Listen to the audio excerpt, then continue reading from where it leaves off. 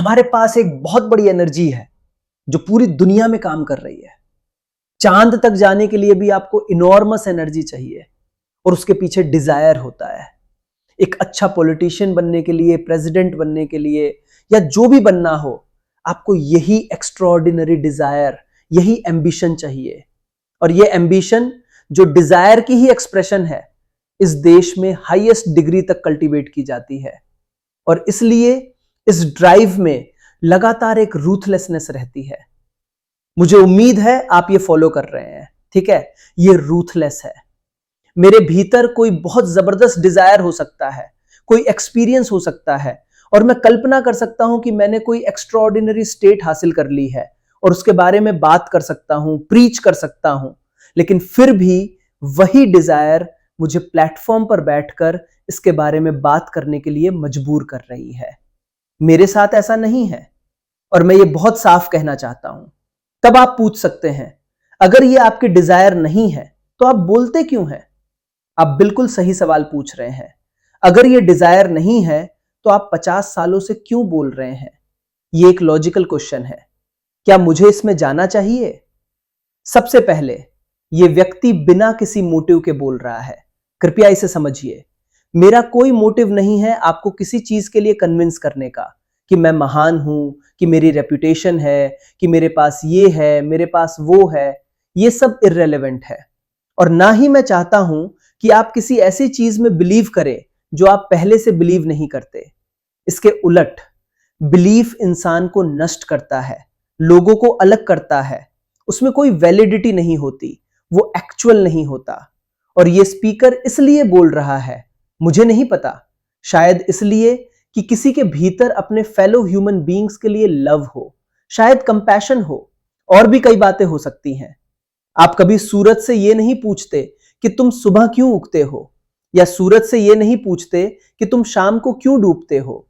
आप कभी फूल से ये नहीं पूछते कि वो क्यों खिलता है।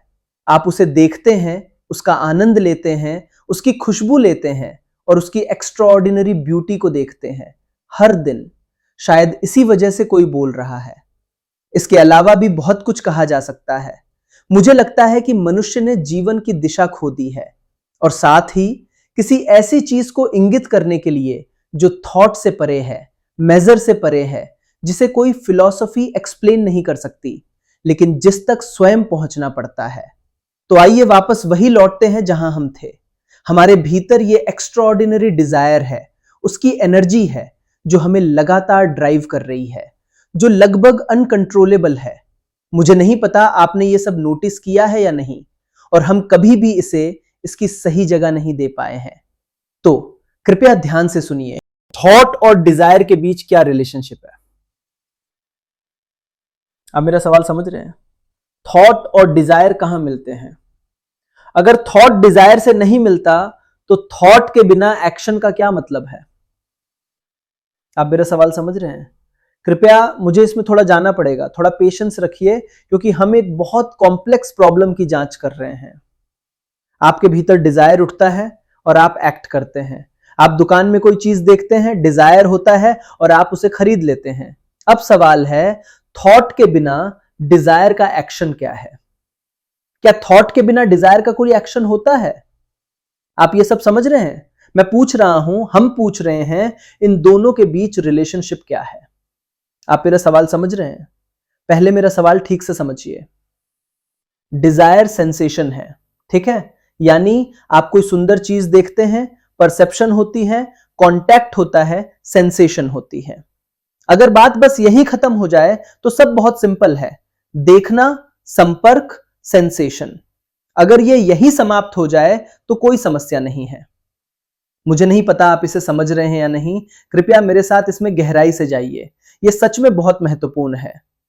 आप एक सुंदर वास देख सकते हैं, एक सुंदर घर, एक सुंदर स्त्री या पुरुष, जो भी हो, देखना, छूना, सेंसेशन।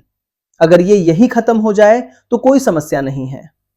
लेकिन जब थॉट बीच में आता है और उस सेंसेशन को पकड़कर एक इमेज बना देता है कि वो वाज आपके घर में है, वो कार आपके गराज में है, वो स्त्री या पुरुष आपके कमरे में है, यहीं से प्रॉब्लम शुरू होती है।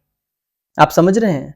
तो मैं पूछ रहा हूं, डिजायर और थॉट के बीच क्या रिलेशनशिप है? जहां डिजायर है, देखना, परसेप्शन, कॉन्टैक्ट, सेंसेशन, और फिर थॉट उस सेंसेशन को अपने कब्जे में ले लेता है, इमेज बना देता है, और वहीं से स्ट्रगल की पूरी मूवमेंट शुरू हो जाती है।